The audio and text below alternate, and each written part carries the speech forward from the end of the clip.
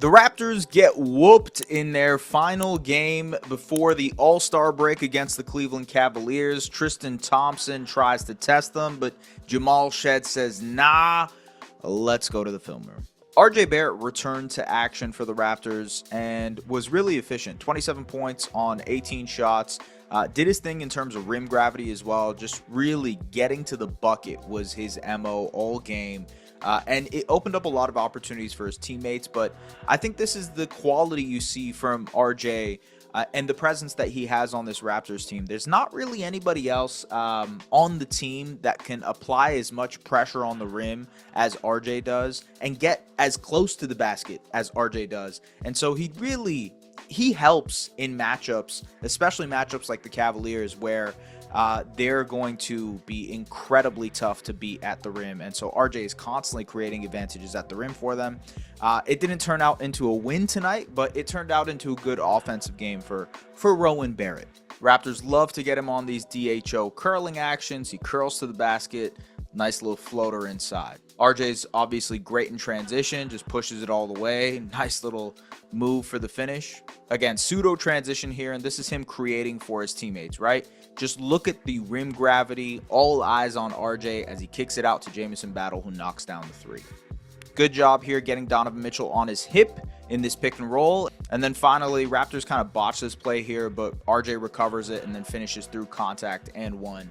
And so, look, this is the rim gravity that RJ can provide for the Raptors on a nightly basis. And there's been a lot of questions about RJ over the last couple days, right? Because Brandon Ingram has signed his contract extension, if you don't know, just had his introductory press conference, if you don't know. And things are pointing up for the Toronto Raptors in the sense that everybody is excited to have Notorious BI3 on the roster.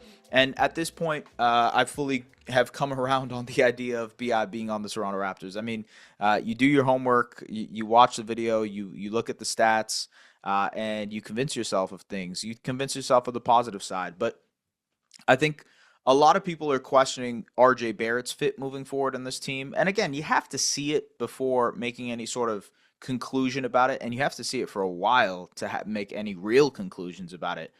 But that being said, I think there is a world in which RJ can play with all of those guys. Because, again, BI is a guy who doesn't really put that much pressure on the rim. He can finish at the basket. It's just that he doesn't necessarily get to the basket as frequently as you'd like. And so I actually think there is a place in time for Rowan to be useful offensively for the Raptors as a guy who can put pressure on the rim, make plays because of it. You know, a guy who can provide you some secondary playmaking as well when he's on the ball. His catch and shoot numbers have been pretty good in terms of three-point shooting. The pull-up numbers are what he's struggling at. And so maybe if his shot diet changes to where most of his looks are off of the ball, it actually makes me excited to see him go back to what he was last year for the Raptors, where it was like 70% of his looks were off of cuts and 70% of his shot diet was off of assists, like just working tirelessly off of the ball. And I think there's a world in which that works next to Brandon Ingram and Scotty Barnes, those two guys will likely have the ball in their hands much more when the Raptors are fully healthy. So I think there's a world in which this works, to be honest with you. I know people will immediately say, well, the salary and contracts and, you know, RJ's extension eligible this summer. Yes, all of that is 100% true. They'll have to make that decision eventually. But I don't think they will rush to make that decision. I don't think this is a decision they'll make in the summer.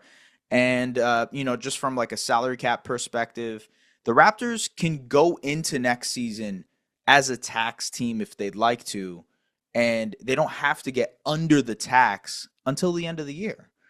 So, you know, they kind of give themselves a bit of a timeline here to be able to maneuver. And also they could keep RJ, BI, and have a really good draft pick and not be in the tax. Like there's a world in which all that works. So financially, I think they're in a position to kind of just see what happens. Just wait and see mode.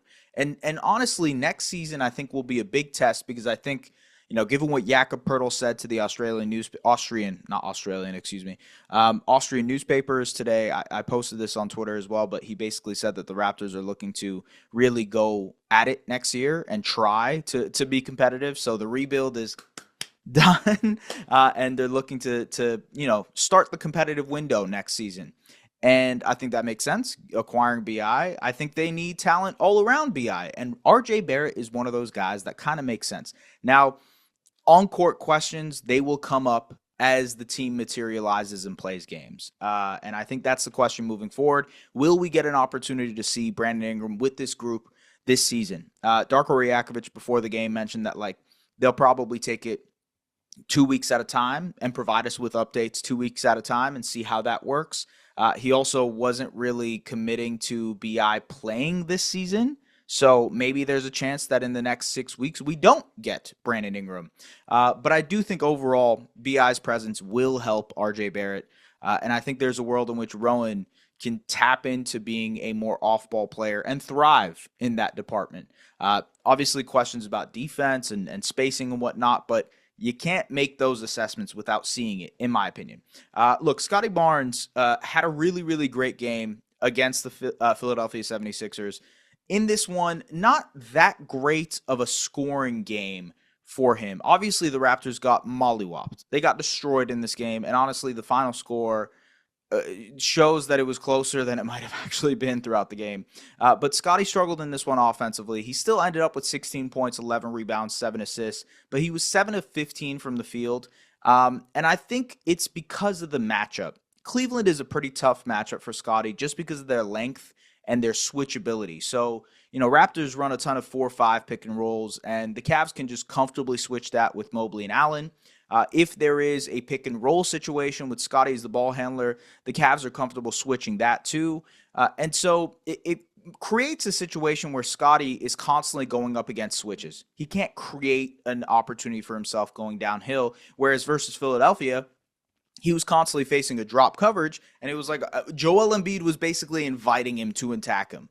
So let's go into the film room here, and let's break down some of the Scotty tape as well. So here, pick and roll coverage. Jared Allen just switches on to Scotty, and Scotty tries to get into his mid-range bag, but that's just a lot of length to try to get that shot off against. Pick and roll situation here. Again, they switch. Now it's Mobley on Scotty. This time Scotty scores with the turnaround fadeaway. But again, that's a really tough shot. Scotty against the smaller Darius Garland. He tries to go at him, but again, is met at the rim by Allen and Mobley. And so it's the combination of, all right, if you even get the switch onto a smaller player, the Cavs can just meet you at the basket.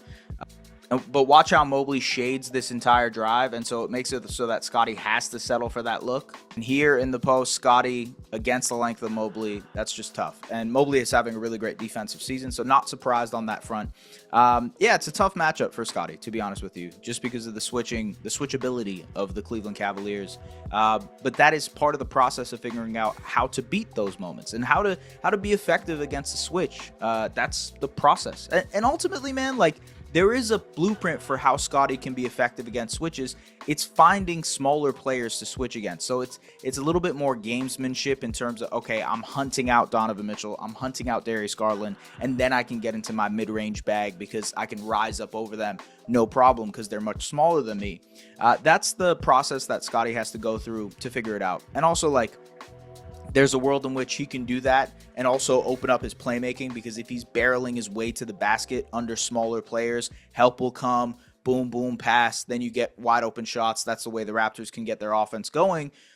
But that blueprint needs to be enabled. And he needs to go through the process of doing that pretty consistently against different matchups. And so you see him against drop against the Philadelphia 76ers. You see him against the switch tonight against the Cleveland Cavaliers. A much different scoring output here from Scotty Barnes. That's just the way that it goes. I'm not sure if it was Matt Bonner. I'm not sure if it was the defense coverage. It seems like it was the defensive coverage. But that said, just part of the process, man. Just part of the process of figuring out what kind of player he's going to eventually be. And I do think that incorporating Brandon Ingram eventually will help him in these situations, because you can't have all the attention on Scotty Barnes now with BI, a very, very great score. Folks, if you haven't watched Samson Folk's video essay about BI and how the Raptors can unlock him, I would definitely suggest you guys do so.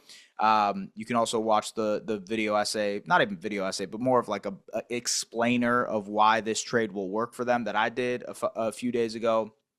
We've had a lot of Brandon Ingram content on the channel recently, and it's been good. Thank you so much for supporting us on that front. Wanted to talk about the Raptors moving forward. It's the All-Star break. It's done. Most of the season is finished.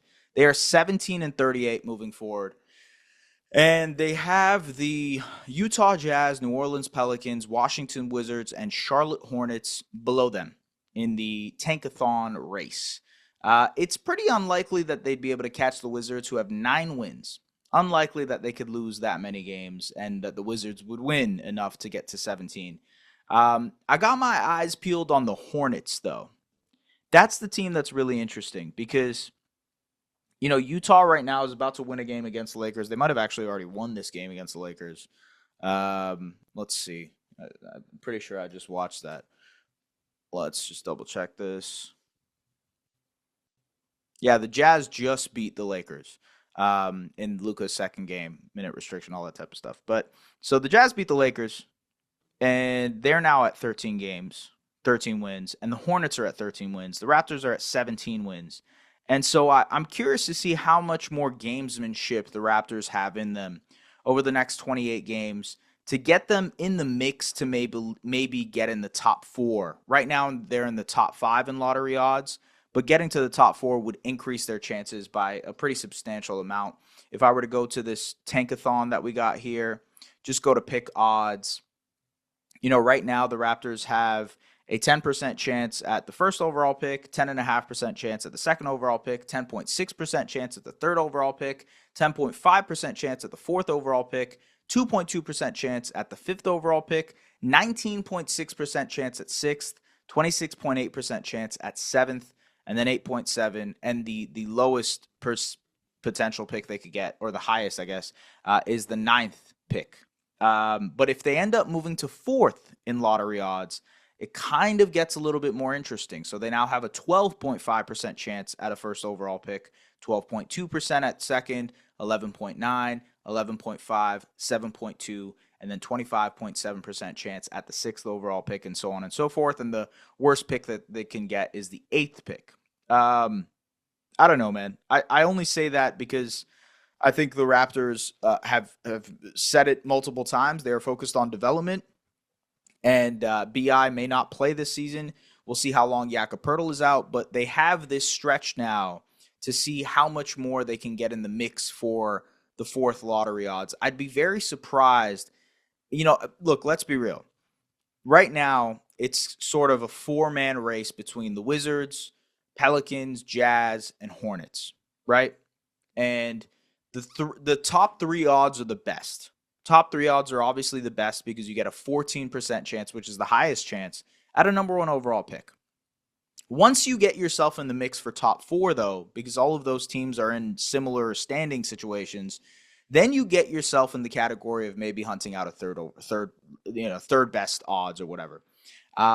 It'll be tough to get there, though.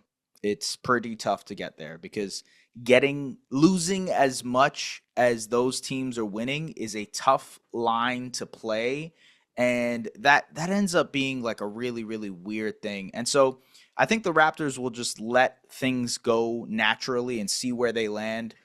Obviously, they did that in the Scotty Barnes year, although there was some gamesmanship towards the end in terms of resting players and whatnot. But ultimately, they jumped in the lottery. I believe they had the 7th best odds in that 2021 draft class. They moved up to 4th, which was very, very exciting for the fan base. They ended up moving and picking Scotty Barnes. We'll see if that happens this year. Obviously, this is an all-important draft for the Raptors.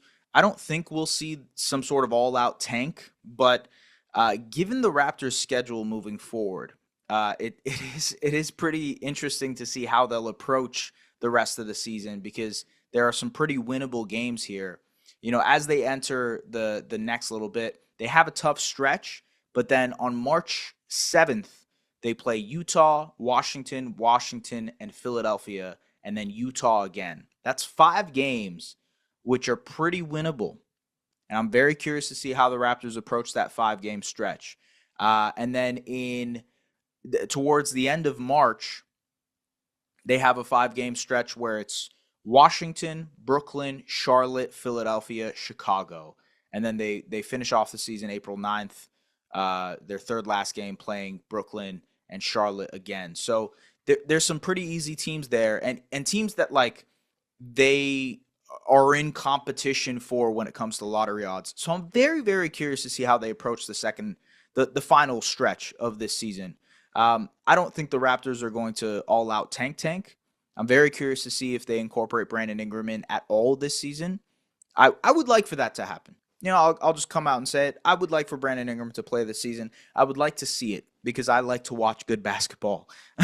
And so I would like to watch Brandon Ingram play with this team, see how it looks against Scotty, get fans excited, and somehow if they can play that, you know, toggle that line, find that fine balance between doing that and getting themselves in position for a good draft pick, then so be it. Let's see it.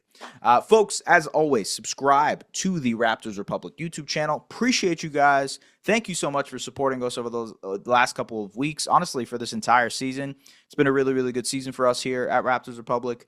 Appreciate you guys. And, you know, I actually will say this. Thank you for supporting my work specifically. I came into the Raptors Republic last year, kind of joined on doing these recaps, jumping on podcasts, et cetera, et cetera.